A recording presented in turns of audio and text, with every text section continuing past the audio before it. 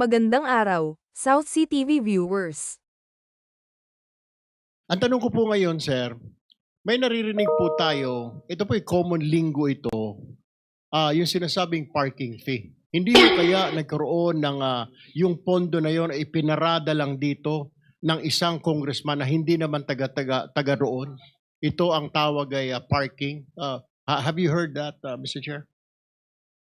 Yes, sir. Yes, Your Honor. Nadinig ko na po yun. Pero dalawang term po yan, di ba? Kung matatandaan nyo sa Kongreso, isa yung parking, isa yung sagasa. Could you tell us the difference Di ba yung between parking, Your and sagasa? Honor? Yung parking rep, Tiangco, medyo kabisado ko, pero yung sagasa, hindi ko pa, pwede bang ipaliwanag mo yung sagasa? Hindi. Yung parking po, Your Honor, is nakiusap ka dun sa district congressman. Yes. Pumayag yung district congressman. Yung sagasa po, Your Honor, is wala kang magagawa sa ayaw mo't sa gusto.